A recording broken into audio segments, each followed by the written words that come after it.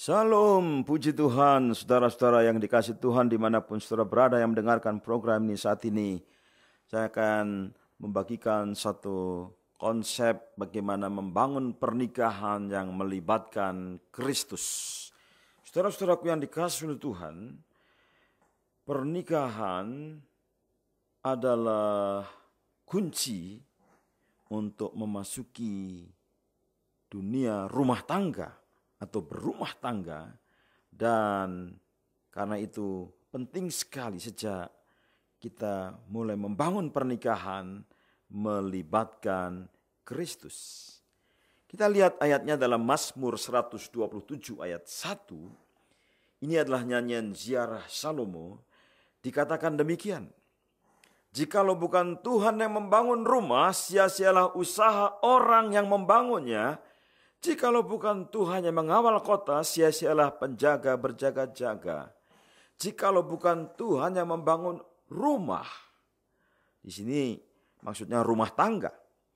Jika bukan Tuhan yang membangun rumah tangga, jika Tuhan yang membangun masyarakat unit yang terkecil, yaitu keluarga, maka sia-sialah usaha orang membangunnya.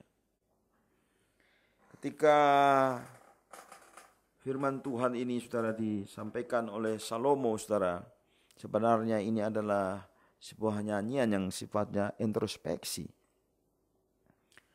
Dalam kehidupan yang real, saudara, kegagalan demi kegagalan dan keruntuhan demi keruntuhan, pencurian dan kehancuran sebuah kota, sebuah bangsa terjadi karena apa?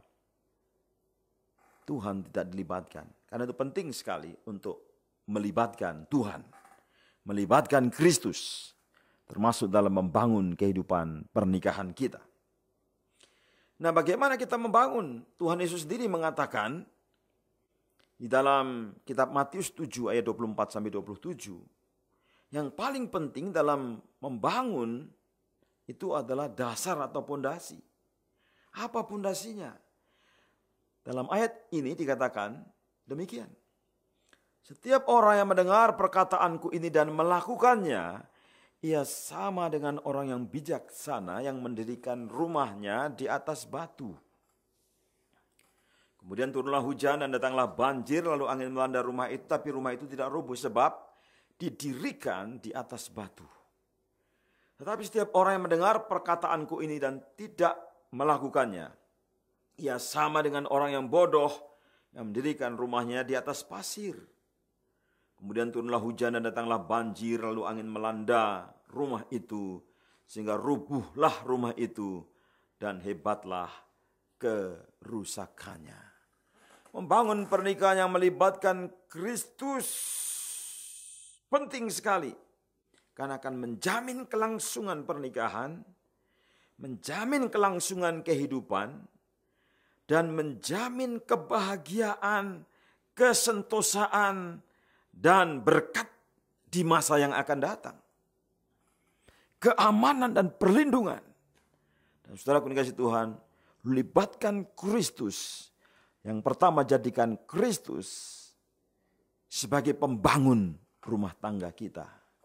Prinsip-prinsip kebenaran firman Tuhan, ketika Kristus berfirman, ketika Tuhan berfirman, kita tangkap perkataan-perkataannya, kita lakukan. Dan saudara, itu disebut dengan orang yang bijaksana. Dan ketika kita menjadi pelaku firman dan bukan hanya pendengar, maka kehidupan kita akan kokoh, rumah tangga yang kita bangun akan kokoh, dan dijamin aman, dan kita akan selamat ketika terjadi badai, terjadi bencana alam, terjadi huru-hara, dan apapun boleh terjadi dalam kehidupan kita, tetapi asalkan kita berpegang teguh kepada firman Tuhan, maka kita akan tetap kokoh, tidak tergoyahkan. Karena firman Tuhan adalah kebenaran yang menjadi dasar dari kehidupan kita. Saudara, mari kita akan lihat satu persatu konsep ini Dan kita akan bangun saudara, di mana hubungan suami istri itu menjadi kuat ketika istri memiliki hubungan dengan Kristus, suami memiliki hubungan dengan Kristus, dan hubungan itu dalam proses atau tingkat yang secara gradual berkembang dan bertumbuh dan dinamis tapi tidak statis saudara. Karena ini namanya kehidupan, membangun hidup atau kehidupan. Itu bukan sesuatu yang statis tapi kita semua sedang dalam tahapan-tahapan tertentu. Saya tidak tahu posisi saudara sekarang dalam hubungan dengan Kristus dalam tahapan yang seperti apa. Tetapi saya akan menolong saudara bahwa keintiman kalau saudara seorang istri, dengan keintiman saudara dengan Kristus sangat penting. Keintiman dengan Kristus kalau saudara seorang suami itu juga sangat penting. Itu yang utama. Karena itu saudara kasih Tuhan, mari kita melihat keintiman seorang istri dengan Kristus. Kita lihat ayatnya dalam Galatia 5 ayat 16 sampai 25. Saudara, ada dua jenis kehidupan. Yang pertama kehidupan yang dipimpin, dituntun oleh Roh Kudus. Yang kedua adalah hidup yang dipimpin, dituntun oleh keegoisan, keakuan, keangkuhan, oleh hawa nafsu. Dua jenis kehidupan ini menghasilkan kehidupan, menghasilkan hasil dalam hidup ini yang berbeda. Kalau kita mengikuti pimpinan roh, maka kehidupan ini akan menjadi indah, bahagia, penuh berkat, sentosa teguh, tenang, stabil. Tetapi ketika kita menentang hukum-hukum Tuhan, hidup menurut daging, menurut hawa nafsu, menurut kecemaran, percabulan, penyembahan berhala, ketamakan, perdukunan, sihir, pertengkaran, perselisihan, iri hati, amarah, kepentingan diri sendiri, KDRT, percideraan, roh pemecah, kedengkian, pesta pora, mabuk, dan sebagainya, maka hidup itu jelas akan runtuh, saudara. Karena itu keintiman seorang istri dengan Kristus kuncinya adalah hidup oleh roh. Hai wanita-wanita, hai perempuan, hiduplah oleh roh. Intim dengan roh. Bangun kehidupan rohani dan izinkan Roh Kudus memimpin hidupmu. Yang kedua, keintiman seorang istri dengan Kristus, saudara, ini penting sekali karena banyak orang yang tidak menangkap kebenaran firman Tuhan. Mereka hanya sambil lalu saja. Mereka beribadah ke gereja hanya tradisi. Mungkin mereka hanya kebiasaan, hanya tradisi, atau hanya untuk senang-senang saja. Mereka tidak menangkap esensi, intisari, hakikat menjadi pengikut Kristus. Tetapi seorang wanita atau istri yang intim dengan Kristus, bagaimana digambarkan dalam 1 Korintus 2 ayat 9 sampai 14 di sana, dikatakan bahwa perempuan atau istri ini mengasihi Tuhan. Dan ada janji Tuhan bagi seorang istri atau perempuan yang intim dengan Tuhan. Janjinya adalah apa yang tidak pernah dilihat oleh mata dan tidak pernah dilihat oleh mata dan tidak pernah didengar oleh telinga dan yang tidak pernah timbul dalam hati manusia, semuanya disediakan Allah untuk mereka yang mengasihi Dia. Yang pertama tadi, seorang wanita atau seorang istri intim dengan Tuhan karena hidup menurut roh. Tapi dalam ayat ini seorang istri, seorang wanita hidup intim dengan Tuhan dengan mengasihi Tuhan. Mengasihi Tuhan. Hanya Tuhan yang tahu apakah kita mengasihi Tuhan atau tidak. Tentunya. Hanya roh Allah yang tahu tentang diri Allah. Tetapi juga yang tahu apakah kita mengasihi Tuhan atau tidak adalah diri sendiri. Apakah saudara sungguh mengasihi Tuhan? Saudara tahu. Kalau kita mengasihi Tuhan, kita intim dengan Tuhan, maka hidup kita ini hidup yang penuh dengan miracle, penuh dengan surprise, penuh dengan keajaiban, penuh dengan jawaban doa. Saya heran sekali ada seorang Kristen yang bertanya kepada saya dan dia katakan, doa saya tidak pernah dijawab oleh Tuhan. What was wrong? Apa yang salah? Kenapa doanya tidak dijawab oleh Tuhan? Dan ini menjadi pergumulan banyak orang Kristen, kenapa doanya tidak dijawab oleh Tuhan? Saya menduga bahwa orang ini mendua hati. Atau kasihnya kepada Tuhan tidak bulat. Ya, karena kalau kasihnya kepada Tuhan bulat, semua disediakan oleh Allah. God, the great provider. Tuhan itu sang penyedia. Ya, dia tidak kekurangan apapun. Tidak kewalahan. Dia sanggup menjawab doamu. Secara khusus perempuan-perempuan. Ya. Kalau engkau intim dengan Tuhan, yang tidak pernah engkau lihat dengan mata, yang tidak pernah engkau dengar dengan telinga, tidak pernah timbul dalam hatimu, disediakan. Luar biasa. Ini berarti sesuatu yang nilainya lebih kekal, lebih tinggi daripada permata, daripada emas, daripada perak, daripada uang, daripada apapun yang ada dalam dunia, disediakan oleh Allah. Saudara, artinya apa? Bahwa kalau yang terbaik, yang tertinggi nilainya, yang termahal, disediakan Allah, maka perempuan-perempuan engkau boleh berharap akan apa saja yang Tuhan taruh dalam hatimu. Puji Tuhan. Saya punya seorang teman dekat, sebenarnya dia juga mentor bagi saya. Sampai sekarang, dia ada di luar negeri dan di kota yang jauh. Ada saat-saat tertentu di mana saya benar-benar memperhatikan nasihatnya.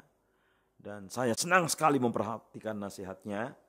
Dan dia bercerita bagaimana dia sayang kepada istrinya. Dan apa yang diangankan istrinya, diinginkan istrinya, dihasilkan istrinya, dia menyediakan semua.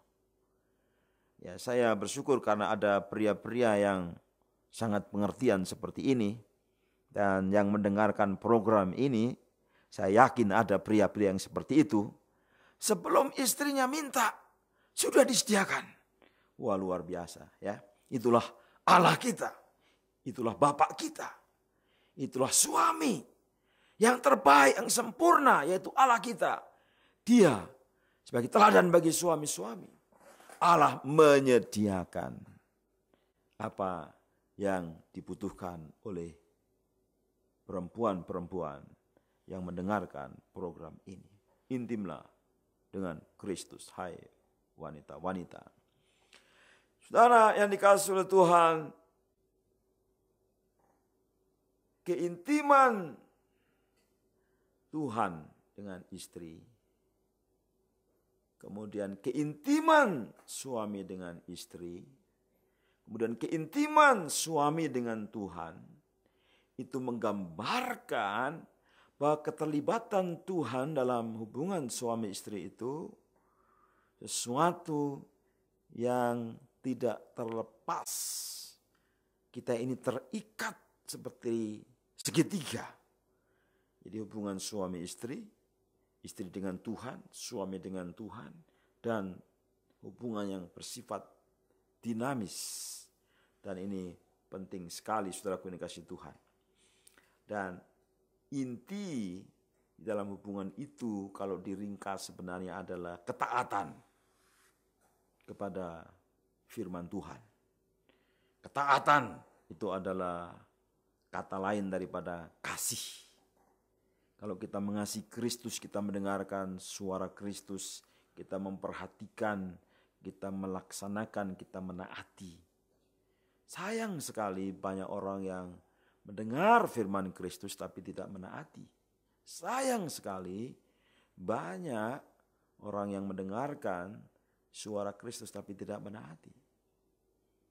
Saya sekarang akan mengundang pria-pria atau suami untuk mendengarkan apa yang saya sampaikan, bahwa saudara melibatkan Kristus dalam hidupmu bukan berarti tidak ada harga yang harus kamu bayar. Yang harus saudara bayar. Sebagai seorang pria, seorang suami, saudara akan intim dengan Kristus. Satu-satunya cara adalah dengan mengikuti Kristus. Dan mengikuti Kristus itu membayar harga, yaitu menyangkal diri. Saudara, menyangkal diri tidak enak. Ya, seperti kita tidak kenal dengan diri sendiri. Mengabaikan diri sendiri. Kita tidak mengikuti keinginan kita sendiri. Tetapi kita mengikuti keinginan Kristus. Ini harga yang luar biasa. Memikul salib setiap hari mengikut Kristus. Membayar harganya. Ini luar biasa. Artinya saudara, hei pria-pria, ketika engkau mau serong, ketika engkau mau selingkuh, dan engkau bertobat sebelum kejadian, itulah tanda bahwa engkau intim dengan Kristus.